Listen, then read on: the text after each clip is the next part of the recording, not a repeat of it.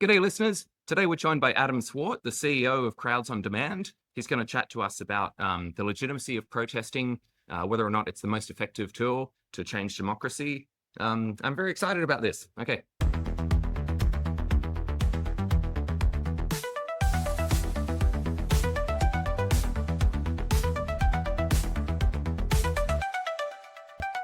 G'day, listeners. Welcome to My First Party, the podcast where we meet people at the grassroots of politics. My name's Owen Miller. I'm a candidate for the Fusion Party. With us, as usual, Peter Cargiotis, Brunswick's favourite bullshit detector.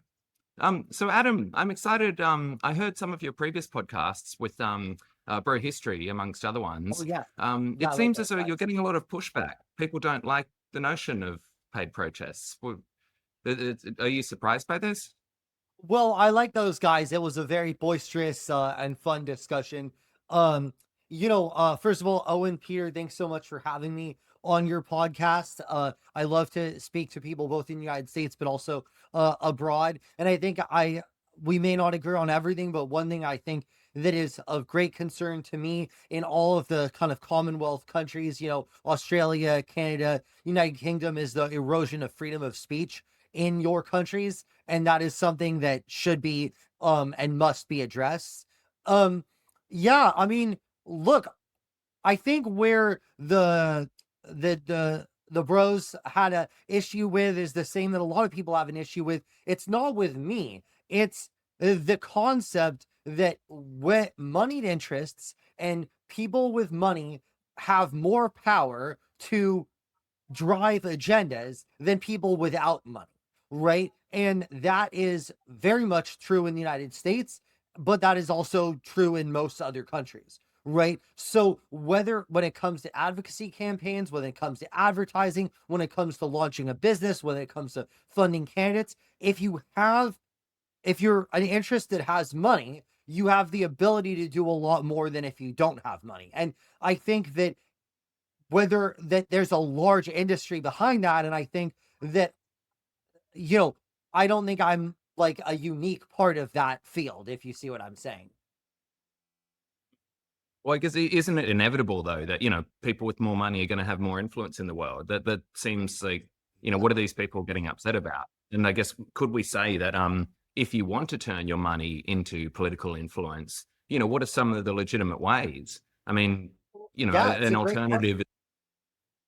Yeah, it's Well, we're one of the ways that people can do that. And it's obviously legal to do that because we only do legal, peaceful, respectful protests, right? So, one way for you to turn money into advocacy is to fund broader campaigns to try to persuade and educate people about the issues that you're concerned about.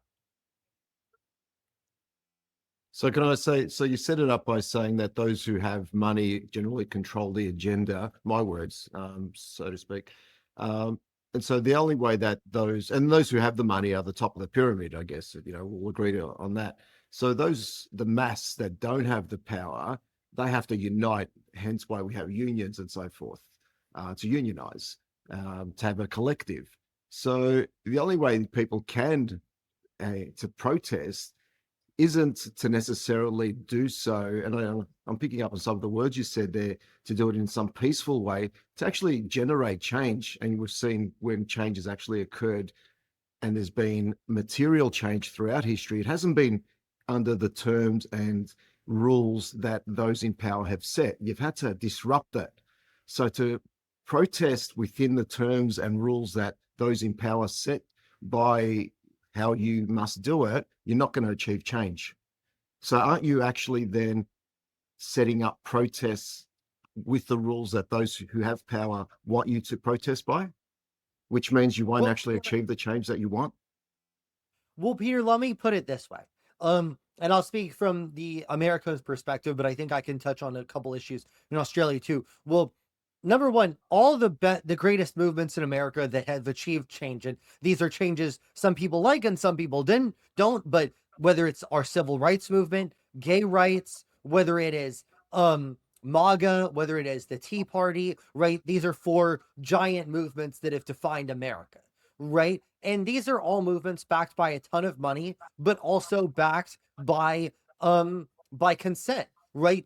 Conversely, there are movements, there are candidates that have tried to buy their way to power and have fundamentally failed. And a lot more often than not, it fails. Meg Whitman, Michael Bloomberg, Jeb Bush, Kamala Harris to some degree, right? These are candidates who don't have a lot of public support, but who raised a ton of money, but ultimately failed. And basically every dollar they spent was wasted, right? Because you can't buy your way to public support. The best movements, the most successful movements have both public support and money. And what the money does, Peter, is it catalyzes public support. So when you fund a movement, right, you're hoping that you can persuade people to either educate people about the movement, persuade them, and get them on board. But I think I disagree with your assumption that protesting legally is protesting by the terms of those in power. I think actually in a free country with that affords you the rights to protest legally, that's the only form of protest that's acceptable. You sort of started talking about what I was talking about by saying, all the major even changes in your country, including say the civil rights, and then conflated it with Pamela Harris and so forth. So go back to the actual major changes that occurred in your country, like the civil rights. They didn't occur because there was, across the board agreement, and they did it within the rules of what the establishment wanted. Right. There were some major disruptions across America. Are you including the Civil War as well? No, the civil rights movement, the 60s and so forth. So it wasn't because, there were protests. There were obviously, we'll call it grassroots movements, whether even people from New York, they traveled to be part of it and so forth. So there were people whose consciousness were disrupted themselves because of their own values that were part of that. So they went against the rules and laws of states in Alabama and so forth. Yeah.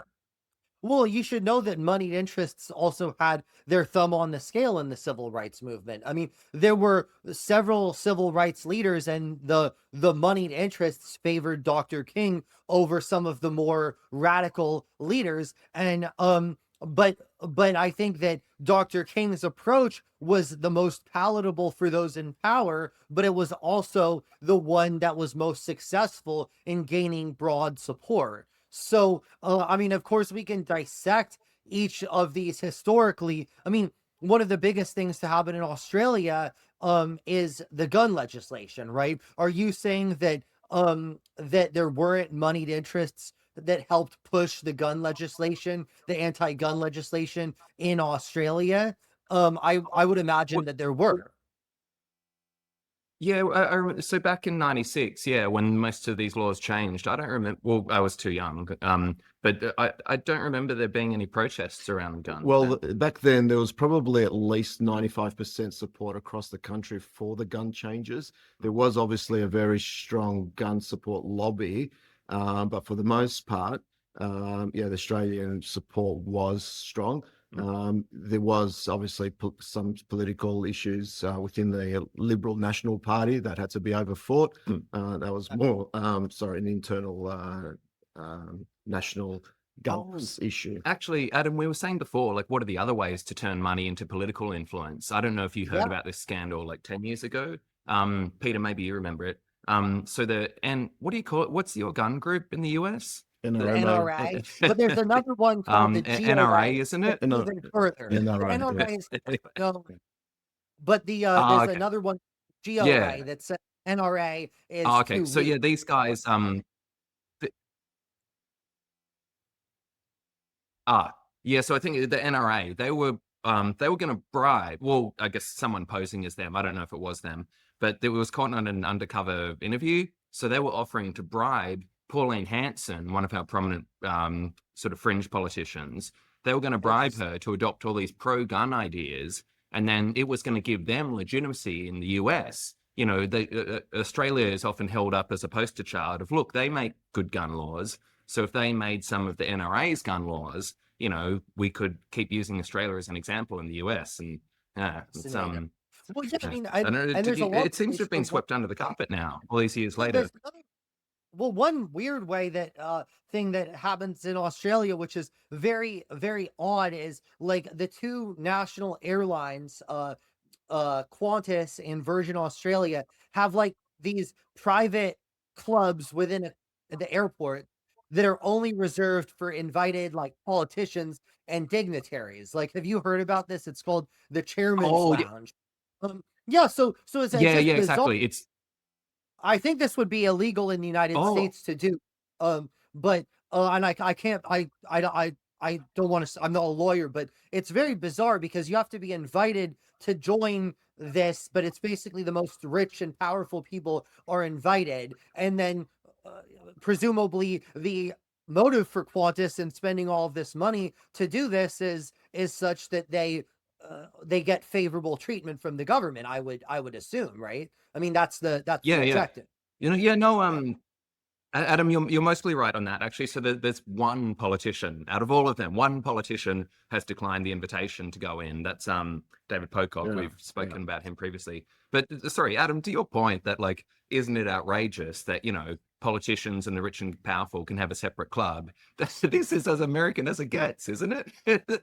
This would fit I'm in not saying perfectly it's in not even America. saying it's absurd. I'm saying that that this idea that the idea that I'm somehow a prime culprit for why money is influenced in politics. I think that that's my bigger issue. That my sense is that money has long had played some influence, been able to kind of act as a form of influence. I'm merely kind of throwing out examples of where money has a role, including in your country. I'm not condemning it necessarily. I mean, there's a business case for it, but the idea is these aren't the people who I mean, if you think about traditionally, a business would say, okay, we're going to have a club for the people who spend the most money with us. So if you spend more than a certain amount of money, then we're going to let you into the club. Well, this isn't like that. It's you're invited if you occupy some position of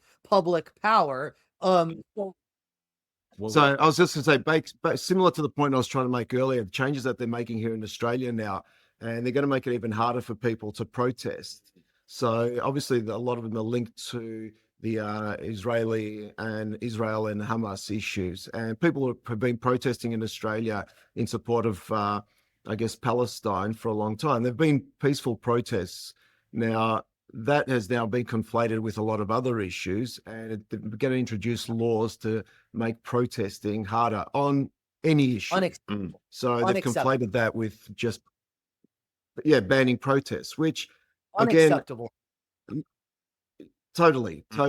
So, but my point then is also, if you're using protests in some sort of, I guess, as a business model as well, do you feel that that possibly maybe poisons the water of protests and what protests could be as well? How do you feel that Absolutely not. fits into it?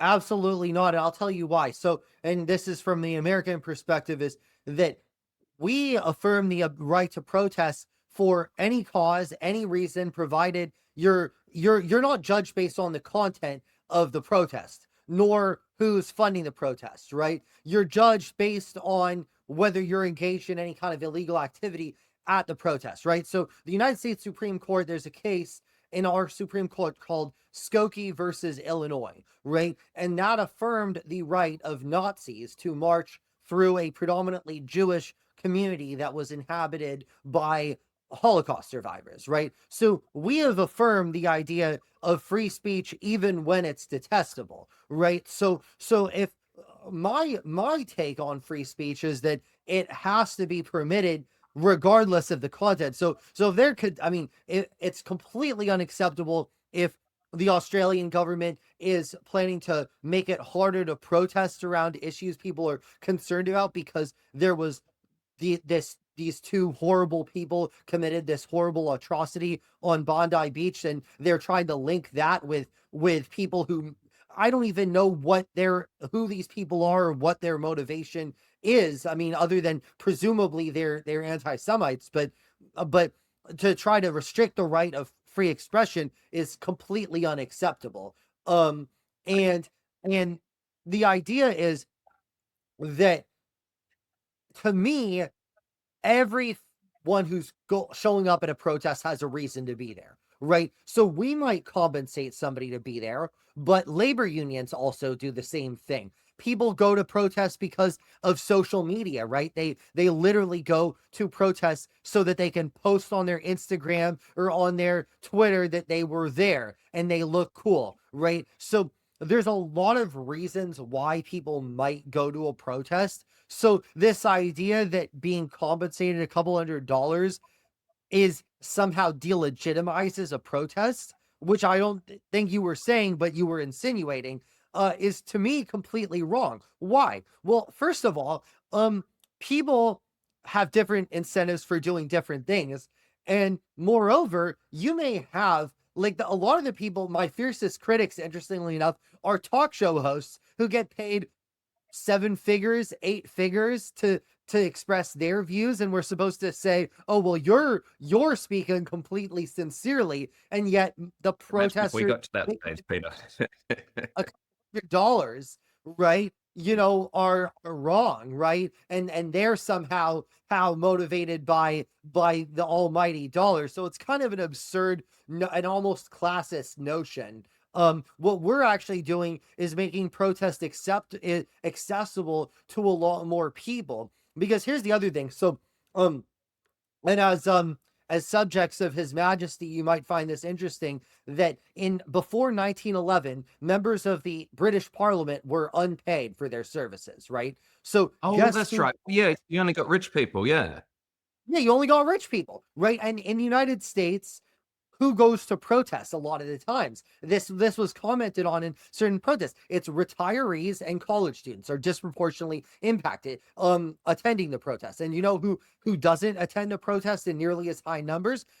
Hourly wage workers and people with kids. Why? Because the opportunity cost to go to these protests is much higher for them. So what we're doing is compensating people for expressing their sincere views. We're just giving them the money to do it.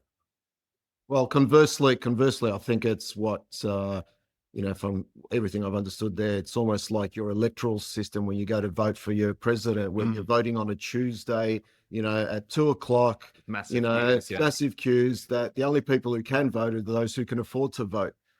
So Correct. it's Although now it's been we have early voting that's made that a lot more accessible. But correct. but the whole system was set up to actually engineer a specific outcome. That's correct. It disenfranchises a large portion of the population immediately. Correct. Now, look, if I'm gleaning, sorry for to interrupt. So if I'm gleaning, and synthesize what you've said there, it's almost, a Marxist mantra that, the means justifies the end. So sort of what I said earlier, as far as, using the terms of reference of those who have power to say, this is the way you can, those who have power say, okay, these are the rules by which you can and should protest. And I said, well, no, in order to achieve change in the past, you had to go outside of those rules, like a revolution. But what I'm also hearing from you is that, okay, if they've set up these rules and the rules say that, only the rich can do these things, like because we've got money, and you're saying, well, fine, let's pay people to protest as well, because that's who will get on the streets these days, because, people need money to, otherwise, we've got baristas and waiters and so forth, and that the service industry, so we'll take them out of that service and put them into this service, and we'll get them to protest. Will be an inconvenience on the roads. We'll get people to be aware of this issue, because this issue is important to this part of the society. I completely agree. And the other kind of thing with that is that a lot of people falsely assume that we are on the side of the entrenched interests. In many cases, we are protesting is by nature. Obviously, as we said, we do it legally, but it's by nature sort of a disruptive force. So it's an anti-establishment force. So we tend to be hired more by startup or medium-sized companies against the big guys, right? We tend to be hired by oppositional parties against the kind of main parties, right? So if we're in California, we're hired by conservatives. If we're in Mississippi, we're hired by liberals, right? Why? Because protest is kind of a strategy in opposition. Plus, in the United States, the really big interest groups, they've bought off all of Congress, right? So like big tech, if you want to fight big tech in Congress, good effing luck. They own Congress, Yeah. right? They've written all the laws, right? They've written the laws to be very favorable to themselves, right? If you want to fight them in court, good luck. They've written the laws, right? So at the end of the day, protest is actually one of the things you do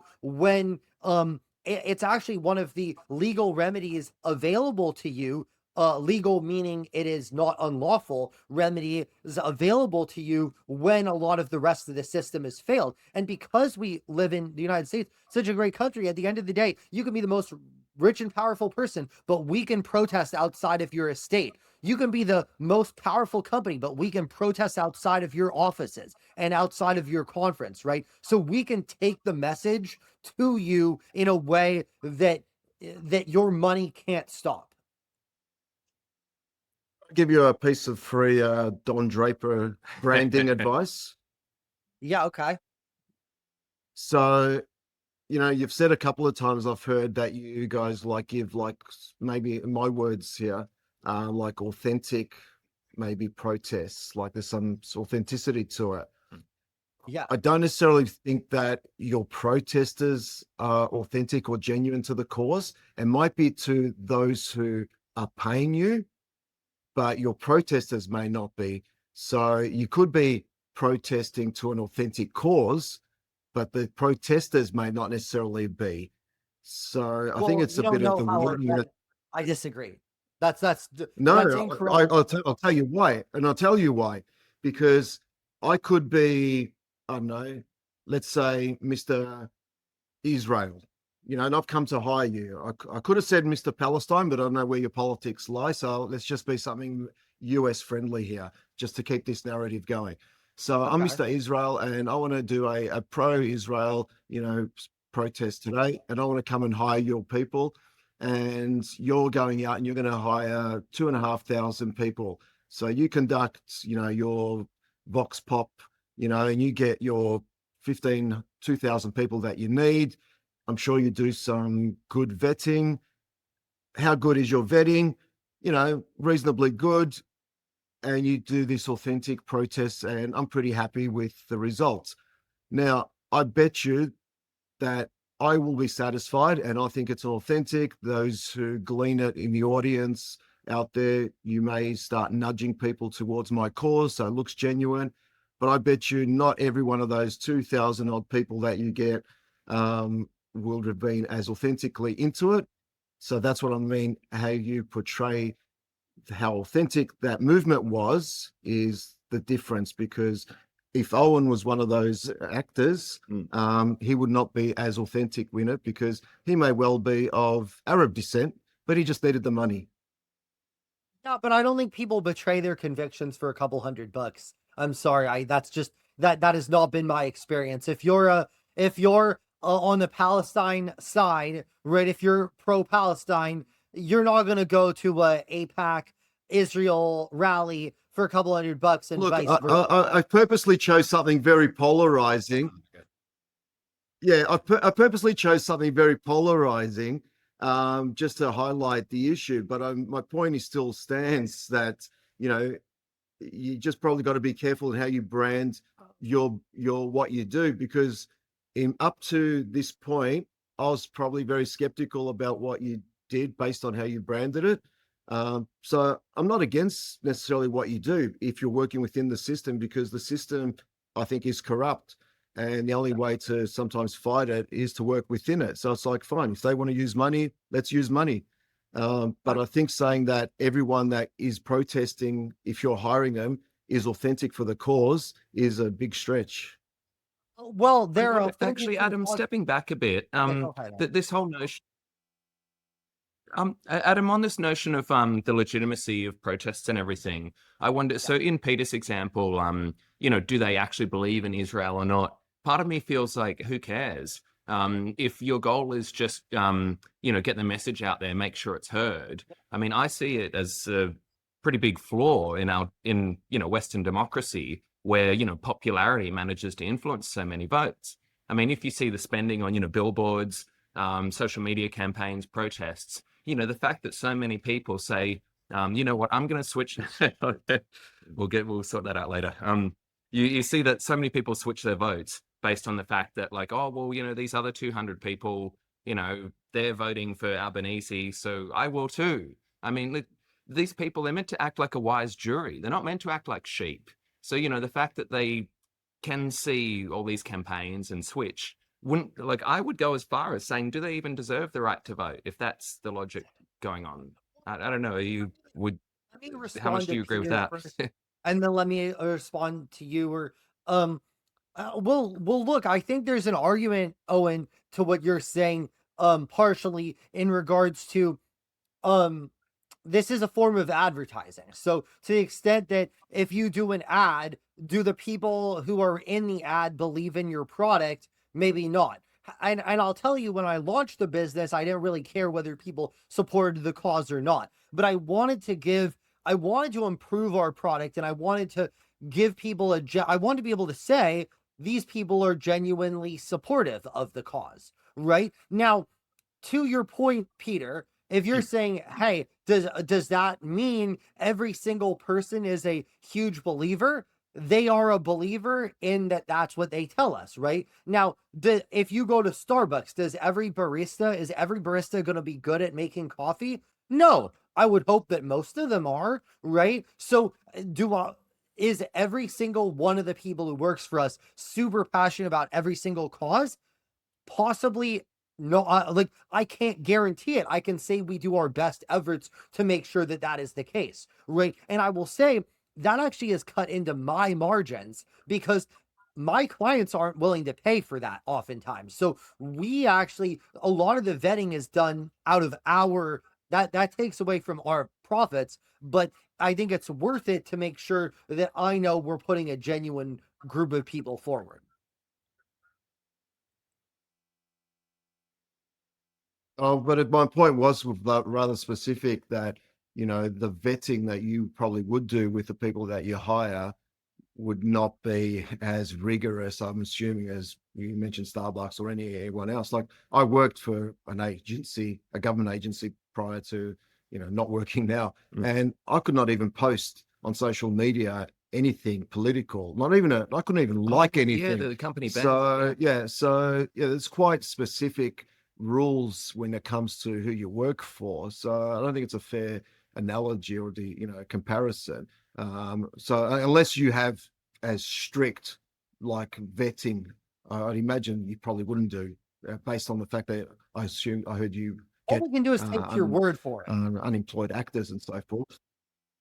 Well, all we Sorry? can do is take people's word that they support the cause, right? Which in a Yeah. democracy should be enough, right? Mm. If they say they support the cause and we're not paying them so much as to convince them to betray their basic convictions, then I would believe that they support the cause, right? As much as anyone else would support the cause at any other protest that would be there, right? So that's Correct. And all I was, yeah.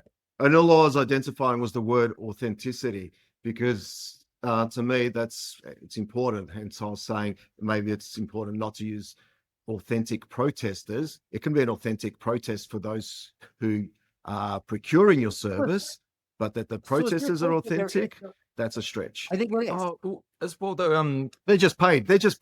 no, but as we were saying before, like, is it a big deal? So let's say I have $1 million. I put up a whole bunch of billboards. We should ban cats. We should classify aging as a disease. And then, if I spent $1 million in ads, no one's going to look at my billboards and say, does Owen really want to ban cats? Does he really want to classify aging as a disease? But if I paid all these protesters with my $1 million, then everyone's going to say, oh, how much do these people really believe? Who cares? At the end of the day, someone believes that much. No, well, they do, Owen, because there are instances where people are associated with one thing and then they move on to. Oh, you look at who's that actress in America who had the jeans ad? Oh, yeah, Adam, who was Sydney Sweeney? Wasn't it? Yes. So she can't shake that off, and she went to try and she doubled down on it, and now Oh, she can't. was it? Yeah, like she has good genes. Yeah, she has good with genes. the pun. Yeah, I see. So now the white supremacy and all that. Yeah. So I'm saying things, move on from you. So again, who you are authentically matters. No, you're changing the goalpost here. But hang on. Previously, you were saying that the cause isn't valid because these 200 people are only doing it for the cash. I'm saying it's authentic to those who are paying for it, and I'm saying do it. I'm just saying it's a stretch to say that the people protesting are authentic to the cause. Anyway, we digress. Oh, well, okay. But actually, Yeah. is that chair bouncy? Is that No, okay? it's Anyway, sorry. Hey, Adam, we normally like to play a game with the guests. We guess a quote, a political quote, who said it, how much we agree with it. I made sure I picked an American one because I know you guys love your Americans seem to love what other Americans say. Anyway, but yeah, Peter, do you know who said this? Those who make peaceful revolution impossible will make violent revolution inevitable. Oh, that's a good quote. This is an American political person in the last, let's say, 200 years. Oh,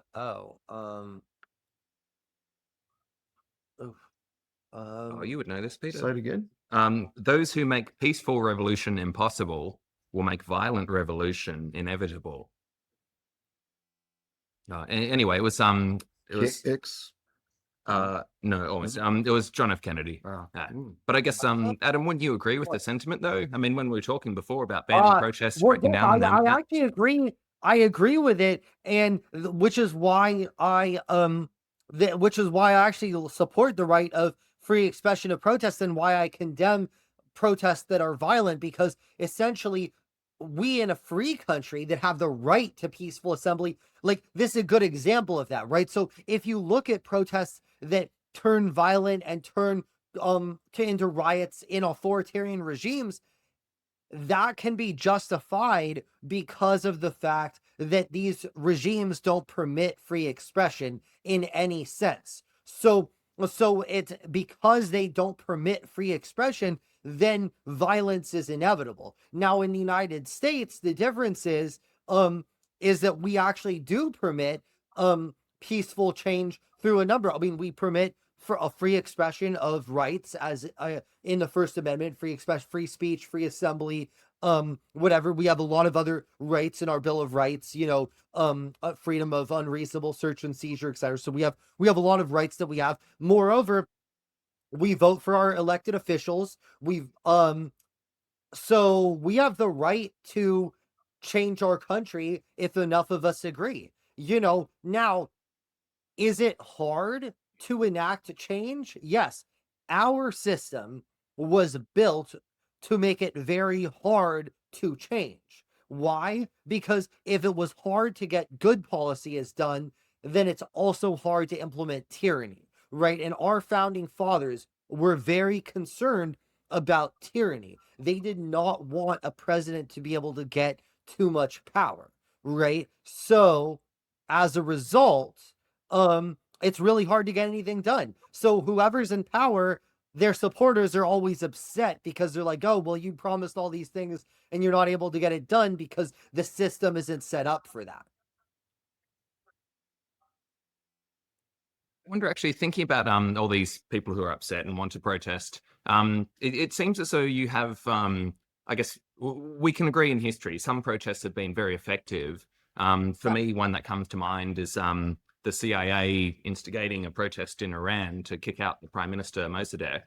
But I guess, Adam, how come, I mean, you've been running these protests for a few years now. How come we haven't seen one that successful since you've been around? Well, first of all, that was more than a how come you haven't toppled the government yet? Well, maybe he has. Maybe there's just anonymity with his protests. Well, look, I mean, of course, we have to look at it this way, right? First of all, the CIA, what they were doing in addition to that was trying to, I mean, the power of government to kind of create this sort of mischief is immense, right? Certainly there are allegations of involvement of different countries trying to foment strife in other countries, right? I mean, of course, there's allegations that Russia has interfered in elections in the United States and Europe. There's lots of allegations that China, for example, has interfered in Australian elections, right? So there's a lot of allegations that one country is going to try to interfere with another country. I mean, certainly Vladimir Putin accuses the United States of instigating the protests in 2014 that toppled the Russian-backed leader of Ukraine. Um, so these allegations are not new, and like, here's the thing. We always want to accuse movements that we don't like of being funded by nefarious actors. And we always want to say that movements that we do like, oh, that's completely genuine. When in reality, there might be a Yeah. mix of, do you see what I'm saying?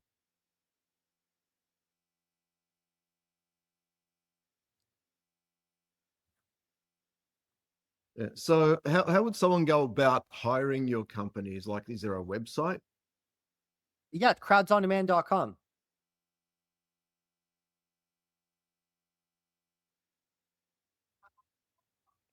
So you just go in, you'd put a proposal in and say, hi, we're Peter and Owen. We don't like. Don't implicate me in this. How are we getting baked? Well, yeah, that's secret. We're not sharing that with our protesters. But yeah. Adam, are you you're only doing business in the US now, I gather. Would you consider other countries? Well, we get a lot of inquiries from a lot of other countries, including Australia. We're very interested in doing marketing campaigns abroad, like ones where it's marketing a particular company, doing a clever marketing ideas, but we don't want to do protest or advocacy abroad because the laws, we're just not familiar enough with the laws in other countries such that we would want to be in compliance Yeah, with yeah. other countries' laws. Yeah, makes sense. I wonder actually, Mm. oh, By the way, I should say I've worked with a lot of I Australian wonder actually, clients Adam, lately. stepping back a bit, we were mentioning before about, oh, okay. Adam, we were mentioning before about the idea of money influencing politics and everything. What do you think? Sometimes people in Australia talk about like caps on election spending. So no party is allowed to spend more than this amount of money. Do you think that's a good idea to, just the existence of a cap?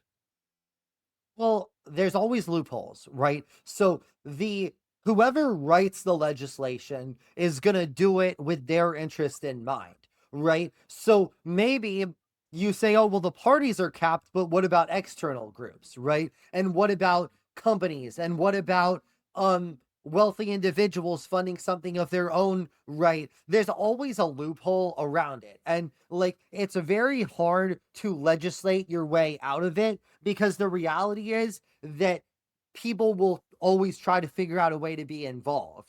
Now, of course, the stricter you make the law, and the fewer loopholes, then the more effective it'll be. But then the more it might run the risk of limiting people's free speech. So, for example, I guess the issue is, so like if you say, okay, well, the Liberal Party and the Labor Party cannot can only spend a certain amount on the elections.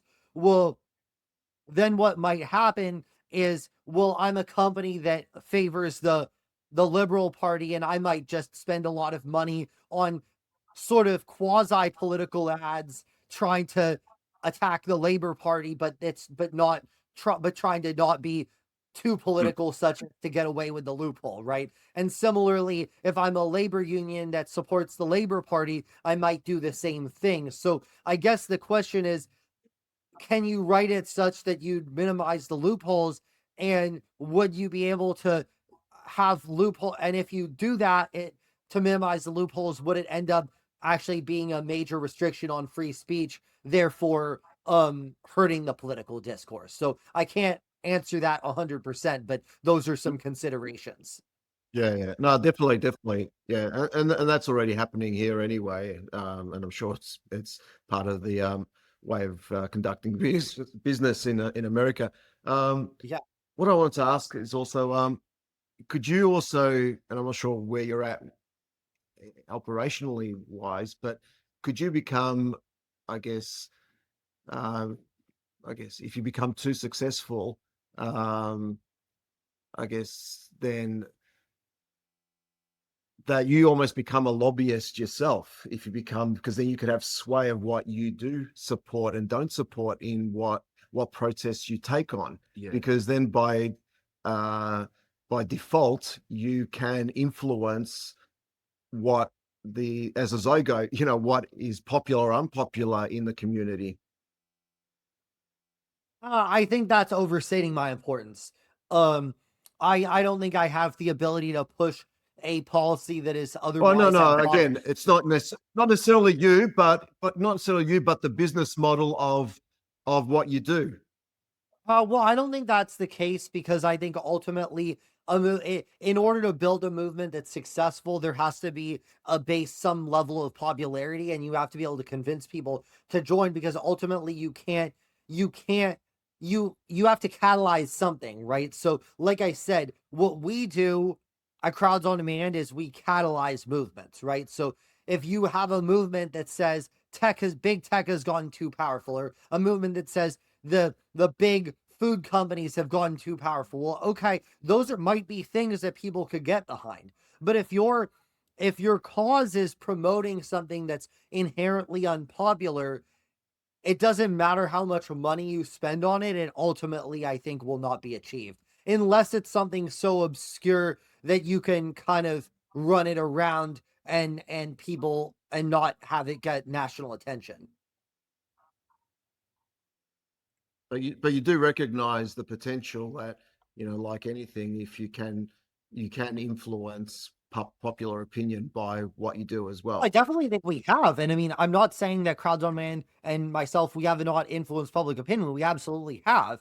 But I'm saying that we've probably mostly done it for good causes and mostly done it for things that have some degree of popularity behind them. And that's how we've been able to influence it. It's not taking something out of thin air and therefore making favorable policy.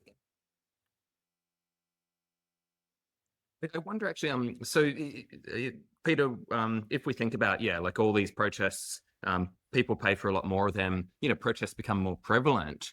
Could we say then, some of the checks and balances in modern democracy become less necessary if we just have an engaged population? I mean, term limits are something that comes to mind for me. Well, would they? I'd actually challenge and say, would they become more popular if people maybe even became more cynical with them to say, well, are they actually? And again, are they authentic? I'll go back to my point. Are they authentic, or are they driven by a interest group or a corporation? But the most important thing though is if there are more protests, more causes can be heard about.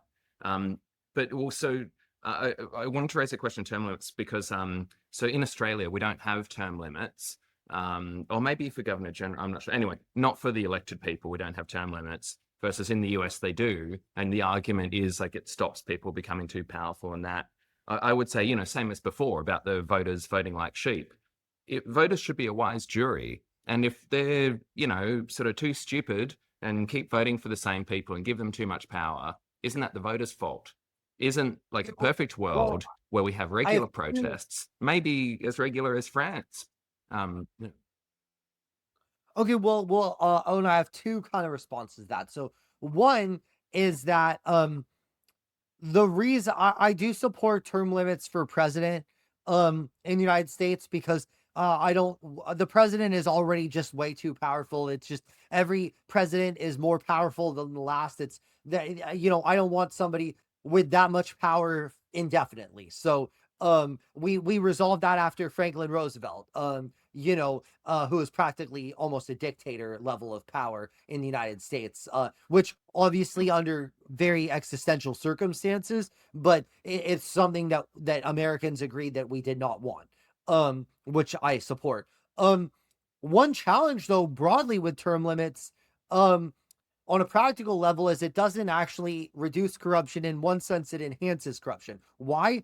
Because people are actually constantly running for office. So in California, the state of California, they have term limits. All it does is it's like a merry-go-round. So somebody goes from the state assembly, then they are termed out, then they go to the state senate, then they go to the board of supervisors, then they go to the city council, and they do this like it's this merry-go-round. So they're actually having to solicit donors even more because they're running for a new office. So it actually makes them more solicitous and therefore more prone to corruption than if they were able to keep their seats. Plus, if they lose, then you have the issue of the revolving door where they want to have good relations with the corporations, the unions, the interest groups, such that they know they'll get a good job if they are unable to procure the office. So I don't actually Corporate know capture, whether yeah. term limit I don't know whether term limits actually do reduce corruption or not. And like if you look at California, it's just so very poorly managed. And we do have the term limits.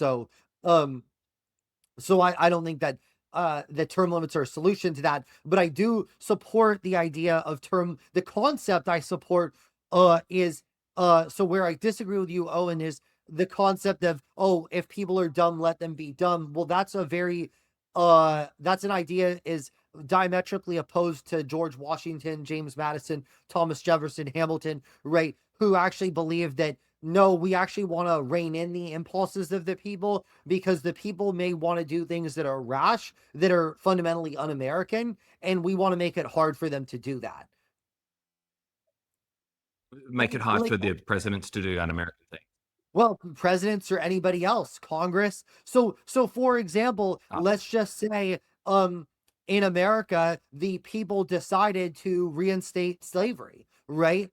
But no, but I mean, serious question, right? Like, so under your idea, Owen, if 55% of Americans say, oh, well, we want slavery again, well, Congress passes a bill and boom, it's done. Well, actually, that couldn't happen because we have a constitutional amendment against it, right? It's prohibited. Yeah. So you have to go through a very arduous process that would require huge public support in order to reinstate slavery, which I would sincerely hope we never do, right? But the point being that there are guardrails against the impulses of the people. So it's not that theoretically we could undo all of those things, but it would take probably 80% public support, not 50%.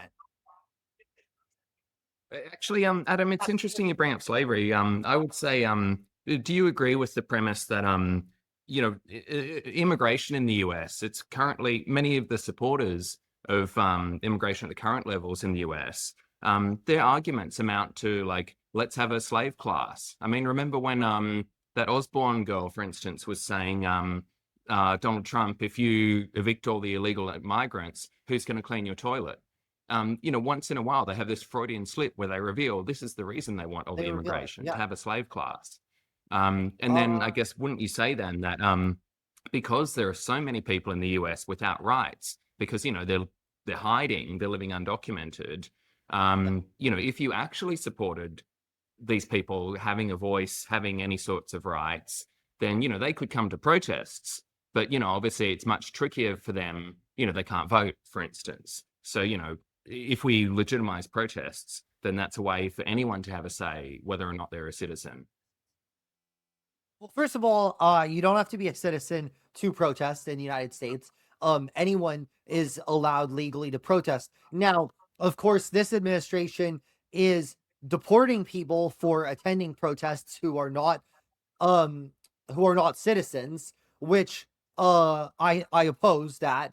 I think if you take part in a violent protest, if you commit a crime in the United States, you should be sent back on the next plane immediately, right? So I have no tolerance for immigrants who commit crimes in the United States, legal or illegal. They should be deported immediately. But I think that attending a protest in the United States, if you are an immigrant, should be permitted.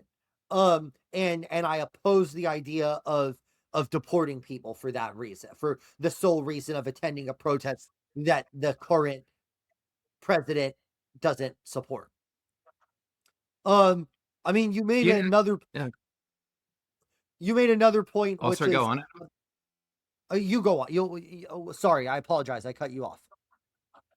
Oh no, I was just going to ask more broadly about the voting rights. I mean, like I used to live in New York for 5 years, for instance. But since it was a non-immigrant visa, I could get no closer to voting or anything. But then they're changing the laws now. I don't know when I would have been able to do it, but they were changing the law so that non-citizens in New York would be able to vote. And I thought, like, Yeah, I think that's bad. I don't yeah, support that. I don't support yeah, that. I think I, you I have to be a citizen to vote. And number one, I think you should have to be a citizen to vote. Because it's I'm not aware of any other country in the world, maybe you can correct me if I'm wrong, that gives non-citizens the right to vote. That's kind of an absurd proposition. So no. I don't support that. Again, you can attend a protest, yes.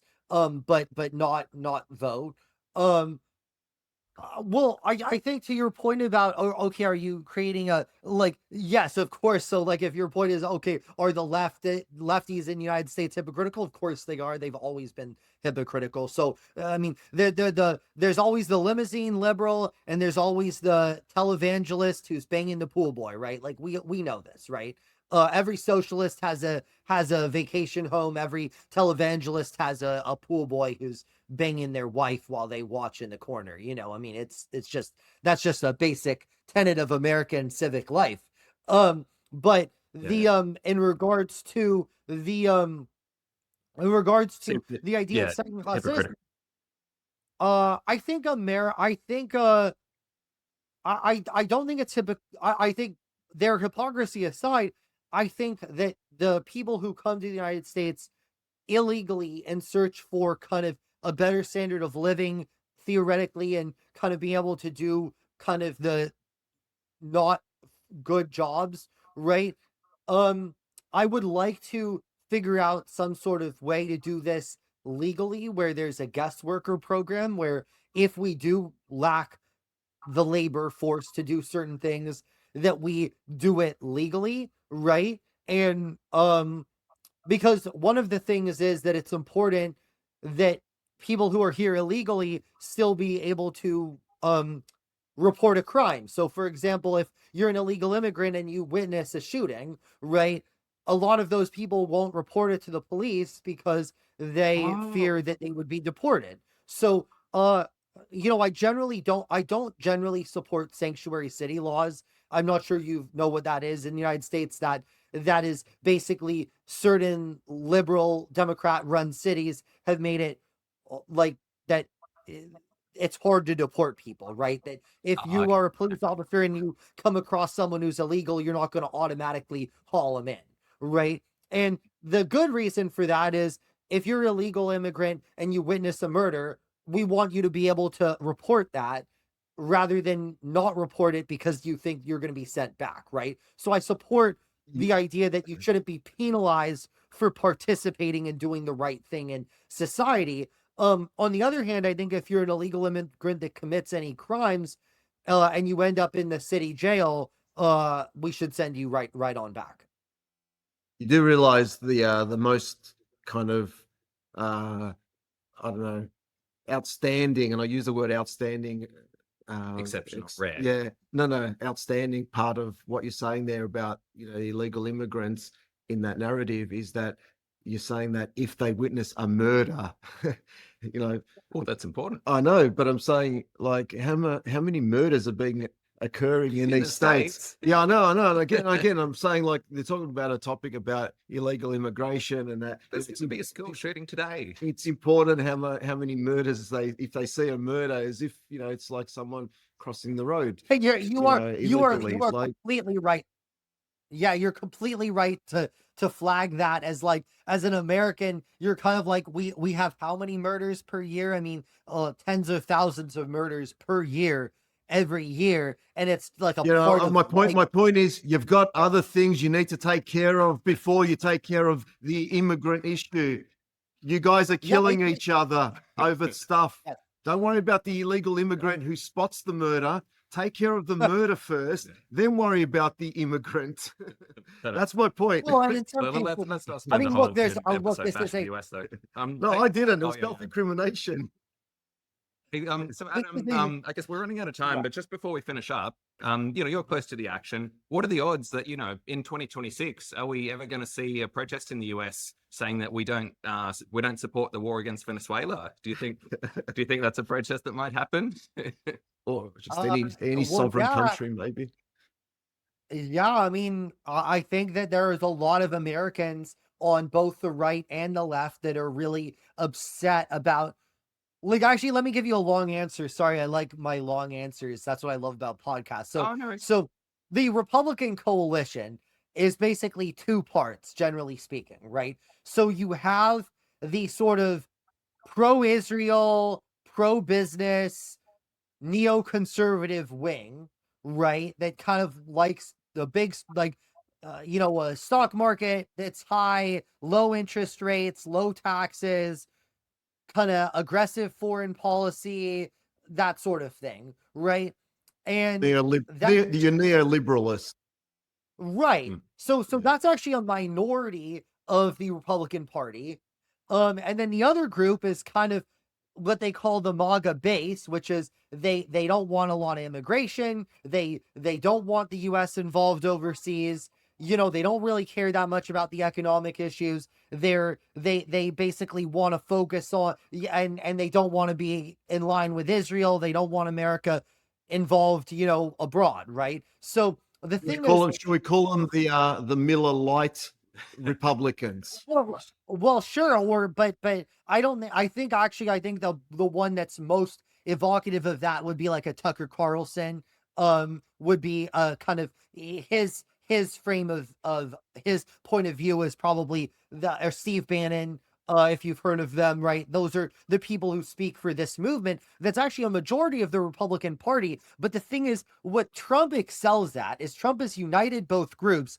Trump gives the MAGA base lip service. He gives them rhetoric, but he gives the other group policy. So most of the policies are focused on Palm Beach people, and most of the rhetoric is focused on the MAGA base. So I think the MAGA Yeah. base Yeah.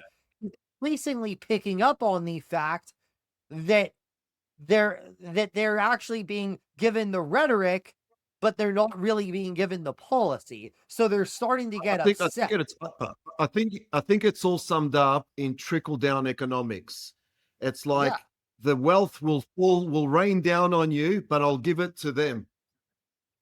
Right, and it doesn't always rain down, obviously. It But I never think that does. it's more than trickle down, because all the interests of the two groups in the Republican Party are kind of diametrically opposed. So it's like you have this one party, but with two factions that basically hate each other, and that has really come to a head after the horrible death of Charlie Kirk, right? Um, and you've seen there's like what they call a MAGA civil war, which is happening. And so my long answer to the Venezuela question is, the question is whether the MAGA base is going to at some point basically say, look, this is unacceptable to us, right? Or not. And I can't answer that question for you, because the MAGA base is very loyal to Trump. The Trump supporters love him, Yeah. and even when he fucks them over, they still love him, and it's kind of almost comical. They did get upset with him over the Epstein files, right? Um, but but uh generally they just love him, and it doesn't matter what he does, they love him. So if you're waiting for the MAGA base to say we're upset with Trump, then it's like waiting for Godot. So good luck with that. We're about to launch our own, Point is, I or don't Fox know News whether rather, people is will about to launch our own. Yeah, I was going to say say our that Fox again. News is about to launch our own Trump-esque version of Trump in Barnaby Joyce soon, through One Nation. So stay tuned to see how that goes. Are they gonna have what's the gentleman's name? Is he still in the Senate? Fraser Anning. He's kind of like the sort of MAGA guy over in your neck of the woods. Is he still around in politics? Richard Busari? Fraser Anning is, I think that's his name, right? Oh, yeah, no, he was a very right-wing guy. I forget Yeah, if he was he's been federal. around. He was Yeah, that's the associated with, guy. it would have been Family First. Would it have been them? Or, yeah, sorry, Yeah, I don't remember much about him. I just remember he had No, a terrible reputation. we just use Bob Catter for laughs. yeah. Uh, Well, but Australian actually, politics yeah, is, Adam, you've heard of Pauline Hanson. She I was the one we were believe, talking about before, taking the bribe, or maybe going to take the bribes from the gun lobby. well, But look, yeah, she's still kicking. Barnaby Joyce joined her party. You're going to be hearing a lot more from her over the next few months. Plus a lot more from the Fusion Party. Well, fingers crossed. Okay. Anyway, so Adam, finishing up. I guess what's the message to people? Get out there and protest.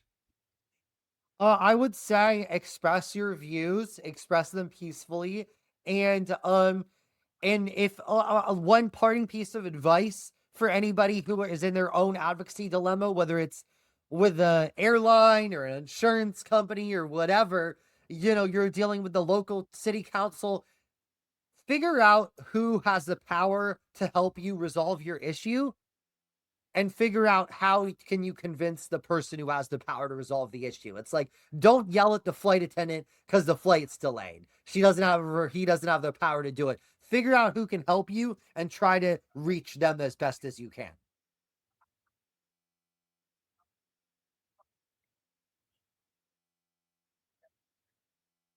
Step on the jugular. Yeah.